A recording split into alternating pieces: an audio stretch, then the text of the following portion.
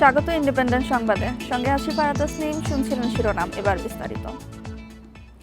অন্তর্বর্তী সরকারের বিরুদ্ধে দুর্নীতির অভিযোগ তদন্তের জন্য প্রধানমন্ত্রী তারেক রহমানকে অনুরোধ জানিয়েছেন স্বরাষ্ট্রমন্ত্রী সালাউদ্দিন আহমদ। রোববার সংসদ অধিবেশনে বাজেট আলোচনার চ্যালেঞ্জ নিয়ে তিনি আরও বলেন, তদন্ত না করে কাউকে ছাড় দেওয়ার সুযোগ নেই। টিআইবির সাম্প্রতিক প্রতিবেদনে উঠে আসে অন্তর্বর্তী সরকারের বিপুল দুর্নীতির চিত্র। এতে সুনির্দিষ্টভাবে বলা হয়, এক বছরে বিভিন্ন সেবা খাতে প্রায় 12,633 কোটি টাকা ঘুষ দিতে বাধ্য হয়েছে সাধারণ মানুষ। আপনাকে ধন্যবাদ। টিআইবির প্রতিবেদনের সূত্র ধরে রোববার জাতীয় সংসদে কথা বলেন স্বরাষ্ট্রমন্ত্রী সালাউদ্দিন আহমেদ। ডক্টর ইউনূসের নেতৃত্বাধীন সরকারের বিরুদ্ধে ওঠা দুর্নীতির অভিযোগের তদন্ত করতে প্রধানমন্ত্রীকে অনুরোধ জানান তিনি। আমি মাননীয় প্রধানমন্ত্রীকে অনুরোধ করছি, আজকে ইন্টারিম গভর্নমেন্টের 18 মাসের সকল কিছুর জন্য আপনি দুর্নীতি দমন কমিশনকে নির্দেশ দেন। স্বরাষ্ট্রমন্ত্রী আরও বলেন, দুর্নীতি যেই করুক না কেন, দেশ ও দশের স্বার্থে তাদের ছাড় দেওয়ার কোনো সুযোগ নেই। করাপশন কোথায় হয়েছে, কিভাবে হয়েছে, কারা করেছে, সবকিছু ফাইন্ড আউট হোক। কারণ ভিত্তি হচ্ছে টিআইবি। গত কয়েকদিন আজকে একটা রিপোর্ট দিয়েছে, আপনারা পত্রিকায় শুনেছেন। দুর্নীতি করে টাকা পাচারের অভিযোগে পতিত আওয়ামী লীগ সরকারের বিরুদ্ধে তদন্ত চলছে বলেও সংসদে জানান স্বরাষ্ট্রমন্ত্রী। 9,37,000 কোটি টাকা। রিশাদ হুদা, ইন্ডিপেন্ডেন্ট নিউজ, ঢাকা।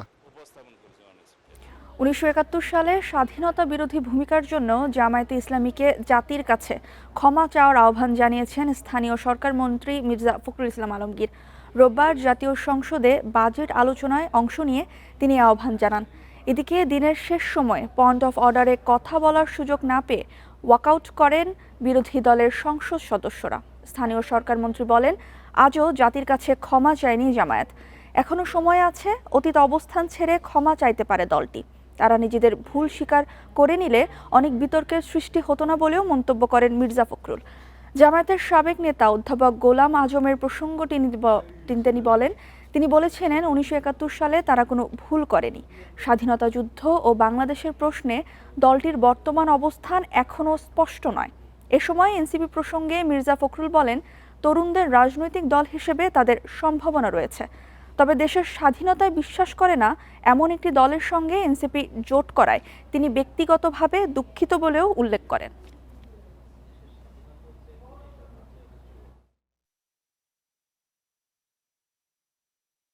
71 সালের ভূমিকার জন্য আপনারা একবার তো ক্ষমা প্রার্থনা করলেন না। জাতির সামনে আপনাদের ক্ষমা প্রার্থনা করা উচিত ছিল। এটা করলে কিন্তু আজকে এই সমস্যাগুলো হয় না, বা you did not do that, আপনারা সেটা করেননি।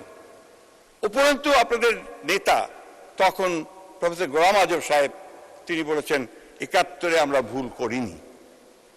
এই জিনিসগুলো আমার মনে হয় এখনো সময় আছে, আপনারা এখনো ভেবেচিন্তে দেখতে পারেন যে বাংলাদেশ সম্পর্কে আপনাদের ধারণাটা খুব পরিষ্কার করে আমাদেরকে জানানো উচিত, বাংলাদেশকে জানানো উচিত বলে আমি মনে করি। এবছরের মধ্যেই তিস্তা মহাপরিকল্পনা বাস্তবায়ন করা হবে। রোববার সংসদে বাজেট আলোচনায় একথা জানান পানি সম্পদ মন্ত্রী শহীদ উদ্দিন চৌধুরী আনি। এ কাজে চীন সরকার সর্বাত্মক সহায়তা করবে বলে জানান তিনি। মন্ত্রী বলেন, বাংলাদেশের 2 কোটি মানুষের জীবন জীবিকা সরাসরি বা পরোক্ষভাবে তিস্তা নদীর উপর নির্ভর করে। প্রকল্পটি বাস্তবায়নের জন্য বাংলাদেশ সরকার ও চীনের রাষ্ট্রায়ত্ত প্রতিষ্ঠানের মধ্যে সমঝোতা স্মারক ও চুক্তি হয়েছে এবং সম্ভাব্যতা জরিপের কাজ চলছে। তবে এই পরিকল্পনার পূর্ণাঙ্গ সাফল্য তিস্তার পানির ন্যায্য হিস্যা নিশ্চিত করার উপর নির্ভরশীল। তিস্তা নদী নিয়ে এই মহাপরিকল্পনার পাশাপাশি তিস্তার পানির হিস্যা নিয়ে ভারত ও বাংলাদেশের দীর্ঘদিনের আলোচনা ও টানাপোড়েন রয়েছে।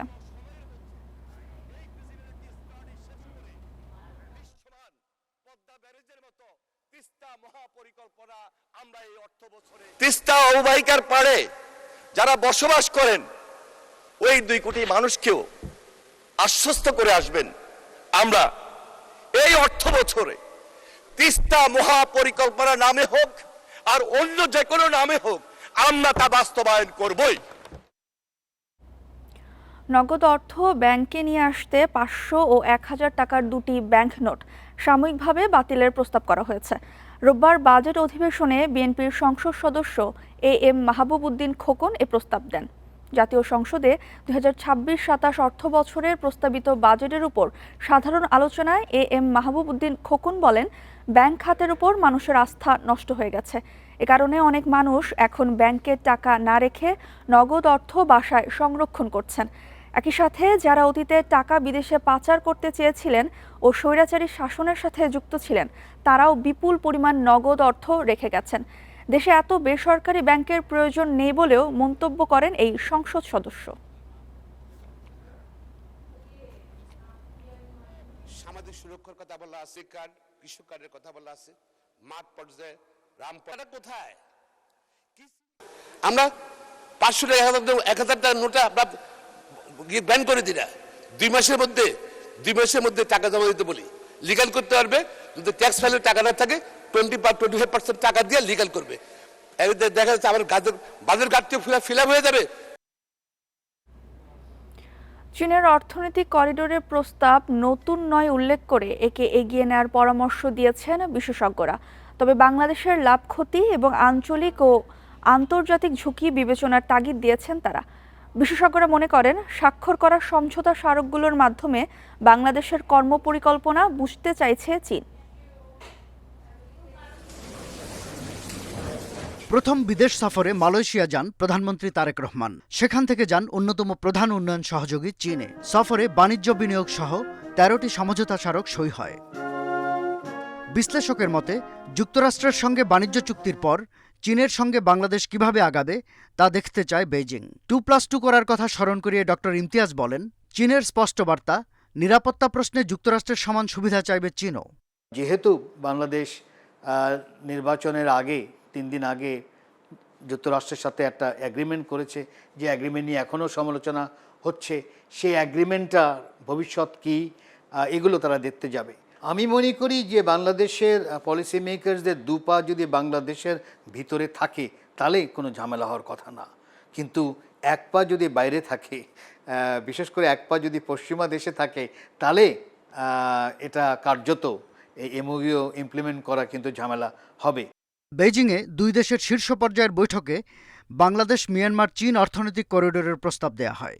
এর মূলে রয়েছে বাংলাদেশ, মিয়ানমার ও চীনকে সড়ক, রেল ও সমুদ্রপথে সংযুক্ত করা, আঞ্চলিক বাণিজ্য ও বিনিয়োগ বৃদ্ধি করা, পণ্য পরিবহনের সময় ও ব্যয় কমানো। বিশ্লেষকেরা বলছেন, প্রস্তাবটি যাচাই বাছাই করে এগিয়ে নেওয়া উচিত। কেউ বলছে BCIM, বাংলাদেশ, চীন, ভারত, মিয়ানমার, সেইটাকে পুনরুজ্জীবিত, সেইটাকে আবার নতুন করে চিন্তা করা হচ্ছে। কেউ বলছে না, শুধু BCM, যেটাই হয় এই দুটো নিয়েই আগে আলোচনা হয়েছে।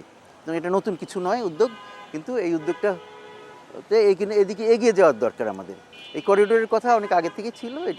এটা হলো যে একটা সব রকমের কাজের জন্য, বাণিজ্য বলেন, ইয়ের জন্য। এটা করিডোর বলতে আমরা যেরকম বুঝি, আমরা যখন অন্য করিডোরের কথা বলি সেই রকম ব্যাপার না। এটা আগে যেমন একটা বলা হয়েছিল মিয়ানমারে একটা মানবিক সহায়তা করিডোর, যে সেটার সাথে এটার কোনো তুলনা নেই। হরমুজ প্রণালীর ওপারে 115 দিন আটকে থাকার পর অবশেষে 1 লাখ টন অপরিশোধিত তেল নিয়ে ট্যাঙ্কার নর্ডিক পোল্যাক্স বাংলাদেশের উদ্দেশ্যে রওনা দিয়েছে। বর্তমানে এটি শ্রীলঙ্কার গল উপকূলে রয়েছে এবং আগামী 6 জুলাই বাংলাদেশের জলসীমায় পৌঁছানোর কথা রয়েছে। এতে করে ইস্টার্ন রিফাইনারিতে অপরিশোধিত তেল সংকট নিয়ে অনিশ্চয়তা কাটবে বলে মনে করছেন সংশ্লিষ্টরা। চলতি বছরের 1 মার্চ সৌদি আরবের রাস্তানুরা বন্দর থেকে রাষ্ট্রায়ত্ত তেল শোধনাগার ইস্টার্ন রিফাইনারির জন্য 1 লাখ টন অপরিশোধিত তেল নিয়ে যাত্রা শুরু করে ট্যাঙ্কার নর্ডিক পোলাক্স।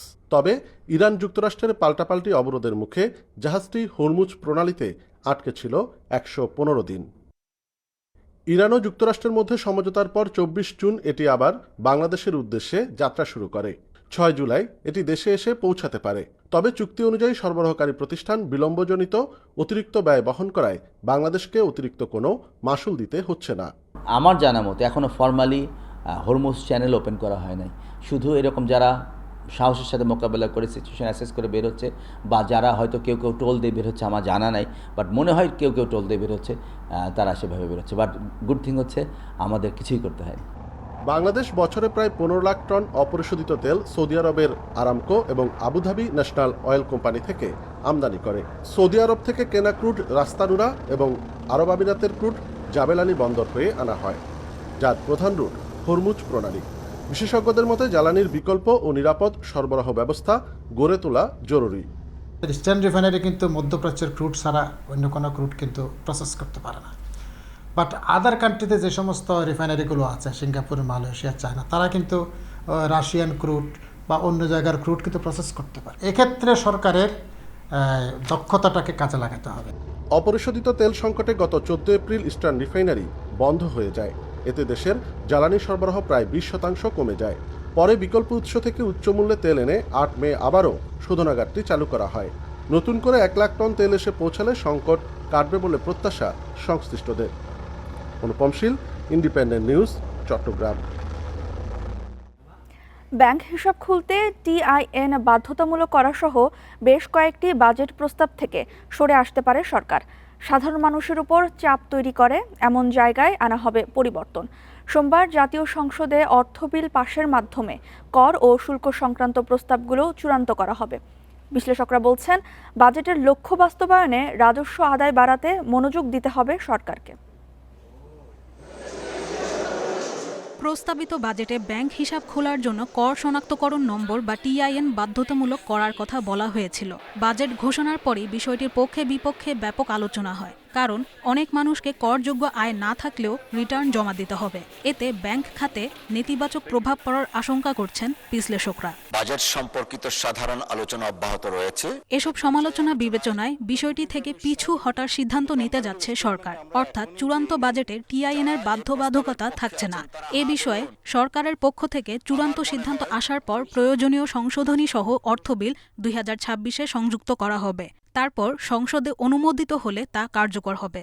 ফরমাল যে সেক্টর, তাতে যাতে মানুষের ব্যক্তিগত অর্থ যাতে ওখানে গচ্ছিত থাকে, যেই অর্থ দেশের উন্নয়নের কাজে ব্যবহৃত হবে, এমন কোনো সিদ্ধান্ত কোনো তরফ থেকেই গ্রহণ করা ঠিক হবে না যেটা এই ব্যাংকে অ্যাকাউন্ট খোলাকে মানুষ নিরুৎসাহিত। প্রস্তাবিত বাজেটে খোসা সহ কাঁচা কাজু বাদাম আমদানির ওপর 15% কাস্টমস শুল্ক এবং 15% ভ্যাট আরোপের ফলে মোট করের হার প্রায় 40% উন্নীত হয়। এতে দেশীয় প্রক্রিয়াজাতকারী প্রতিষ্ঠানগুলো উদ্বেগ জানায়। চূড়ান্ত বাজেটে কাঁচা কাজু বাদামের শুল্ক কমানো হতে পারে।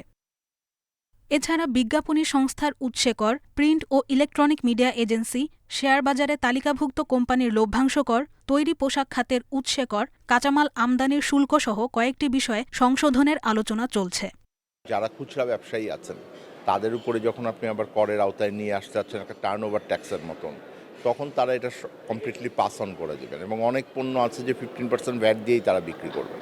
সেগুলোর ক্ষেত্রে কি হবে, এই বিষয়গুলো পরিষ্কারভাবে কিন্তু বাজেটে ভেতরে আসে নাই। সংশ্লিষ্টদের মতে এবার করজাল সম্প্রসারণের লক্ষ্য ঠিক রেখে বাস্তবতার সঙ্গে সমন্বয় করে নীতি গ্রহণ করাকে অগ্রাধিকার দেয়া হচ্ছে। বাজেটে বড় ধরনের পরিবর্তনের সুযোগ খুবই কম, তবে কর ও শুল্ক সংক্রান্ত কিছু বিষয়ে বাস্তবতা বিবেচনায় সংশোধন আনা হবে বলে জানান সংশ্লিষ্টরা। আদ্রিতা রাইন, ইন্ডিপেন্ডেন্ট নিউজ।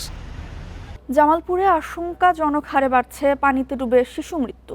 গত 2 মাসে পুকুর, নদী ও ডোবায় ডুবে 20 শিশুসহ অন্তত 25 জনের মৃত্যু হয়েছে। স্থানীয়রা বলছেন, বসতবাড়ির আশপাশে থাকা পুকুর, ডোবা, নালাতে পড়ে প্রাণ হারাচ্ছে শিশুরা। অভিভাবকদের অসচেতনতা ও শিশুদের সাঁতার না জানার কারণে এমন মৃত্যু দিন দিন বাড়ছে বলছেন তারা। 9 জুন দুপুরে জামালপুরের মেলান্দহের মঞ্জু বন্যা দম্পতি হারিয়েছেন 8 বছরের সন্তান রিফাতকে। বাড়ির পাশে পুকুরে ডুবে মারা যায় রিফাত ও তার বন্ধু। সে থেকে স্তব্ধ পুরো বাড়ি। হারিয়ে যাওয়া ছেলের কথা ভেবেই দিন কাটছে হতভাগ্য এ দম্পতির। তখন বললো, আব্বু আমার 20 টাকা দাও। বললাম, আব্বু 20 টাকা দিয়ে তুমি কি করবা? বললো, আব্বু ডিম কিনে খাবো। গত 2 মাসে জামালপুরে পানিতে ডুবে মারা গেছে অন্তত 25 জন, যার মধ্যে 20 জনই শিশু। যদি ওই পুকুরের কিনারটা যদি এরকম সেফটি থাকতো, সেক্ষেত্রে কিন্তু আর পুকুরে যাইতো না, আর গেলেও কিন্তু বাধাগ্রস্ত হইতো। সচেতনতার অভাব, সাঁতার শেখার জায়গা না থাকা এবং শিশুদেরকে যে কোথাও নিয়ে গিয়ে সাঁতারটা শেখাবে এটা দায়িত্ব থেকে এই কাজটা অভিভাবকরা করে না, যার জন্য কিন্তু আমাদের শিশুরা সাঁতার শিখতেছে না। পানিতে ডুবে শিশুদের প্রাণহানি কমাতে অভিভাবকদের নিয়ে সভা করেছে শিশু একাডেমি। সচেতনতা বাড়ানোর পাশাপাশি শিশুদের সাঁতার শেখানোর উদ্যোগ নেওয়ার কথা জানান কর্মকর্তারা। বিভিন্ন সবার মাধ্যমে তাদের সচেতন করি, উপদেশ দেই যে এভাবে চললে পরে পানিতে ডুববে না, কাছে রাখবেন বাচ্চাকে, সবসময় তৃতীয় নয়ন দিয়ে দেখবেন যে বাচ্চারা আপনার কাছ থেকে দূরে কোথাও যাচ্ছে না, যে কাজই করেন না কেন। 2025 সালে জেলায় পানিতে ডুবে 30 জনের বেশি শিশুর মৃত্যু হয়েছে। আর চলতি বছরের মাঝামাঝিতেই প্রাণহানির এই সংখ্যা নতুন করে উদ্বেগ বাড়াচ্ছে। Independent news. এ নিয়ে আরও জানাতে জামালপুর ও গাইবান্ধা থেকে যুক্ত হচ্ছেন সহকর্মীরা। প্রথমে জামালপুর থেকে জানাবেন সহকর্মী সাইমুম সাব্বির শোভন। শোভন, সম্প্রতি জামালপুরে পানিতে ডুবে শিশু মৃত্যুর সংখ্যা বেড়েছে, এ ব্যাপারে অভিভাবকরা কি বলছেন এবং প্রশাসনিক কারোর সাথে কথা হয়েছে কিনা তারা কি বলছেন?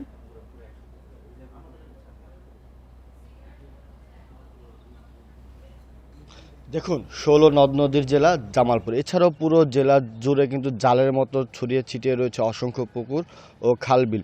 তো এসব জলাশয়গুলোতে ডুবে গত 2 মাসে মৃত্যু হয়েছে 25 জনের, যার মধ্যে শিশুর সংখ্যা 20 জন। তো স্থানীয় সচেতন ব্যক্তিরা এবং শিশুদের নিয়ে কাজ করা বিভিন্ন এনজিওগুলো যেটি বলছেন যে এই মৃত্যুর পিছনে কয়েকটি কারণ রয়েছে। প্রথমত কারণ হচ্ছে যে শিশুদের সাঁতার না শেখা, তারপরে শিশুর স্বজনদের হচ্ছে একটু দায়িত্ব ও সচেতনতা না থাকা। আরেকটি বিষয় হচ্ছে যে পুকুর পাড়ে নিরাপত্তার ব্যবস্থা না থাকা। তো এসব কারণে কিন্তু শিশুদের মৃত্যু সংখ্যাটা বাড়ছে। তো জেলার সরকারি দপ্তরগুলো এবং জেলার সচেতন ব্যক্তিগুলো যেটি বলছেন যে আসলে 4-5 বছরের বেশি বয়স্ক যারা শিশু রয়েছে তাদেরকে একটু সাঁতার শেখানোর প্রয়োজন, এবং যেসব গ্রামগুলোতে পুকুরের সংখ্যা বেশি বা শিশুর সংখ্যা বেশি সেসব গ্রামের পুকুরে বা খাল বিলে বাড়ির সামনে একটু নিরাপত্তার ব্যবস্থা করা, এতে করে কিন্তু শিশু মৃত্যুর সংখ্যাটা কমতে পারে। আরেকটি বিষয় হচ্ছে যে জলবায়ু পরিবর্তনের প্রভাবে কিন্তু জলাশয়গুলো কিন্তু ভরাট হয়ে যাচ্ছে, এতে কিন্তু শিশুরা সাঁতার শিখতে পারছে না। তাই শিশুদের সাঁতার শেখানোকে তারা আসলে ভালোভাবে গুরুত্ব দিচ্ছেন। তো জেলা শিশু একাডেমি যেটি বলছেন যে অভিভাবকদের সচেতন করতে তারা বিভিন্ন সভা করছেন, তবে সেটির সংখ্যা খুবই কম, মাসে 1টি বা 2টি। তো এই সংখ্যা বৃদ্ধি করলে স্বজনদের মধ্যে সচেতনতা বাড়বে। আরেকটি বিষয় হচ্ছে যে চলতি বছর জেলায় সরকারিভাবে শিশুদের সাঁতার শেখানোর কোনো উদ্যোগ না থাকলেও আগামী বছর 2027 সালে কিন্তু শিশু একাডেমি একদম শিশুদের সাঁতার শেখানোর ব্যবস্থা নিচ্ছে। মূলত এই ছিল আমার কাছে সার্বিক তথ্য। এবার গাইবান্ধা থেকে জানাবেন সহকর্মী আবু সাইম। সাইম, প্রতিবেদনে আমরা দেখছিলাম জামালপুরে পানিতে ডুবে শিশু মৃত্যুর সংখ্যা বাড়ছে। গাইবান্ধায় এই ধরনের কোনো ঘটনা ঘটেছে কিনা এবং স্থানীয় কোনো সচেতনতার কথা বলা হয়েছে কিনা? ধন্যবাদ। দেখুন, গাইবান্ধায় দিন দিন বাড়ছে কিন্তু পানিতে ডুবে শিশু মৃত্যুর সংখ্যা। আপনাদের জানিয়ে রাখি যে গাইবান্ধা নদ নদী বেষ্টিত একটি জেলা। এই জেলার 7 উপজেলায় কিন্তু বিভিন্ন গণমাধ্যমের তথ্য মতে গত 1 মাসে গাইবান্ধা জেলার 7 উপজেলায় অন্তত 11 জন শিশু মৃত্যুর ঘটনা ঘটেছে এবং তার অধিকাংশ শিশু মৃত্যুর ঘটনা ঘটেছে সুন্দরগঞ্জে। আপনাদের জানিয়ে রাখি যে আসলে এসব ঘটনা কিন্তু মূলত আসলে দেখতে আমরা যেমনটা লক্ষ্য করেছি যে পাশের পুকুরে কিংবা নদীতে গোসল করতে নেবে বন্ধুদের সঙ্গে এরকম প্রাণহানির ঘটনা ঘটেছে।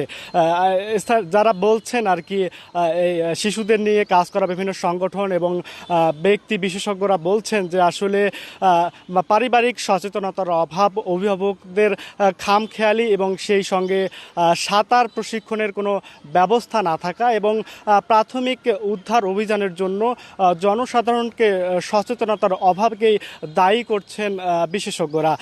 আমরা কথা বলেছিলাম জেলা স্বাস্থ্য বিভাগের সঙ্গে, তারা শুধুমাত্র যে স্থানীয় পর্যায়ে যে স্বাস্থ্যকর্মীরা রয়েছেন তাদের মাধ্যমে সচেতনতার বার্তা ছড়াচ্ছেন এবং পাশাপাশি আপনাদের বলে রাখি যে গাইবান্ধা জেলার জন্য কিন্তু ন্যূনতম ফায়ার সার্ভিসের কোনো ডুবুরি না থাকায় কিন্তু তাৎক্ষণিক তারা উদ্ধার অভিযানও চালাতে পারছেন না।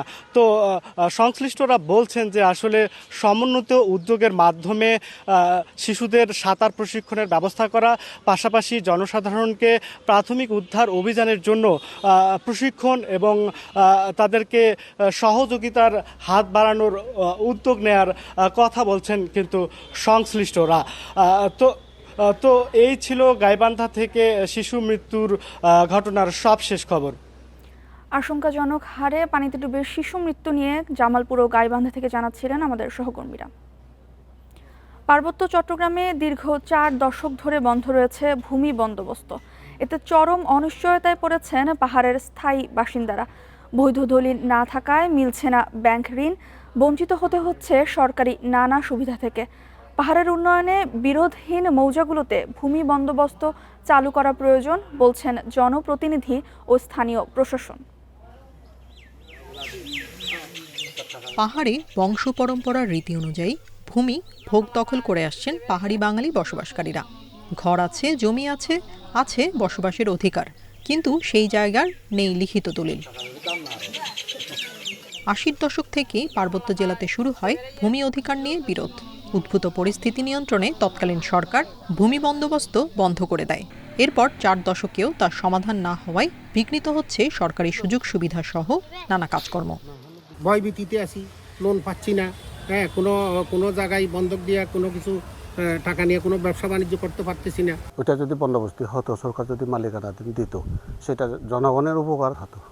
পাহাড়ি কিছু মৌজায় ভূমি নিয়ে বিরোধ থাকলেও বেশিরভাগ মৌজা রয়েছে সমস্যার বাইরে। এসব এলাকার বাসিন্দারা চান নিজেদের দখলীয় ভূমির স্থায়ী বন্দোবস্ত। যদি বলেন ওখানে যেহেতু ঝামেলা নাই, ওখানে তো হয়তো ভূমি ইয়েটা হতে পারে আর কি, যদি সরকার চায় সেটা দেয়া যেতে পারে। যে সমস্ত মৌজাগুলো আছে যেগুলো বিরোধ নাই, সেক্ষেত্রে তারা অনেকটা ওই সুযোগটা পাবে। পাহাড়ের আর্থসামাজিক উন্নয়ন ও নাগরিক অধিকার রক্ষায় ভূমি বন্দোবস্ত চালু হওয়া জরুরি বলছে স্থানীয় প্রশাসন। এজন্য সরকারের উচ্চ পর্যায়ের হস্তক্ষেপ দরকার বলে মনে করেন জেলা প্রশাসক। এটা আসলে লোকাল সমাধান হবে না, এখানে পার্বত্য চট্টগ্রাম বিষয়ক মন্ত্রণালয়, ভূমি মন্ত্রণালয় এবং কোনো ক্ষেত্রে আইন মন্ত্রণালয়েরও হস্তক্ষেপ লাগবে এবং ভোগ দখলের যে জমির যে বিরোধগুলো আমরা পাচ্ছি অহরহ, এগুলো নিষ্পত্তি সম্ভব হবে। অর্থনৈতিক উন্নয়ন ও টেকসই শান্তির জন্য ভূমি বন্দোবস্ত নিয়ে অচলাবস্থা নিরসন করা জরুরি বলে মনে করেন বিশিষ্টজনরা। Independent news. খরচ কম হওয়ায় সাতক্ষীরায় আম পরিবহনে দিন দিন জনপ্রিয় হচ্ছে ডাক বিভাগের স্পিড পোস্ট সেবা। বেসরকারি কুরিয়ার সার্ভিসগুলোর সেবা নিতে ব্যয় করতে হয় কয়েক গুণ বেশি। তাই শুক্র শনিবারও পোস্ট অফিসের কুরিয়ার সেবাটি চালু রাখার দাবি আম ব্যবসায়ীদের। এদিকে আম পরিবহনের এই সেবাকে আরও জনবান্ধব করার পরিকল্পনা ডাক বিভাগের।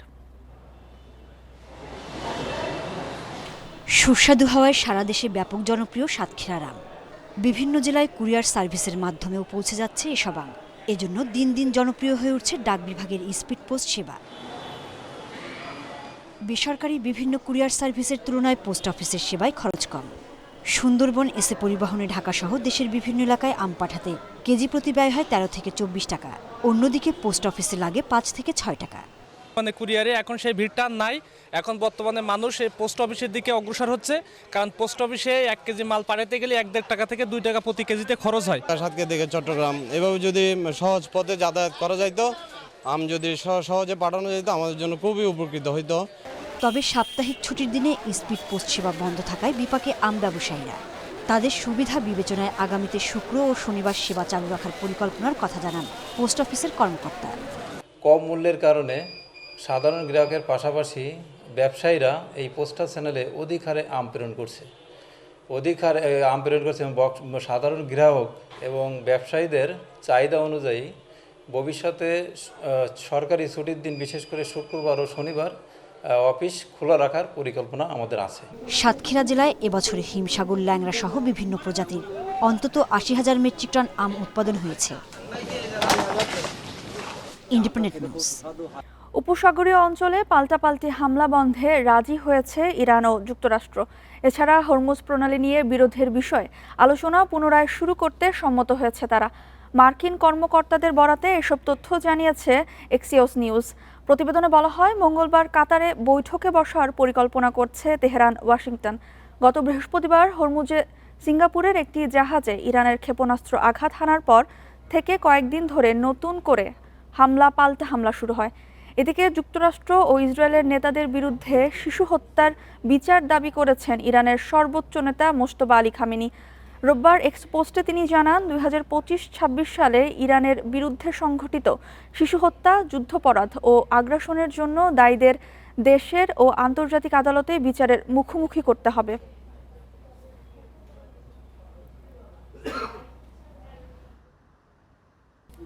এই ছিল এখনকার সংবাদে। ইন্ডিপেন্ডেন্ট টেলিভিশনের সব খবর বিস্তারিত জানতে চোখ রাখুন ফেসবুক, ইউটিউব এবং এক্সে। ধন্যবাদ এতক্ষণ সাথে থাকার জন্য।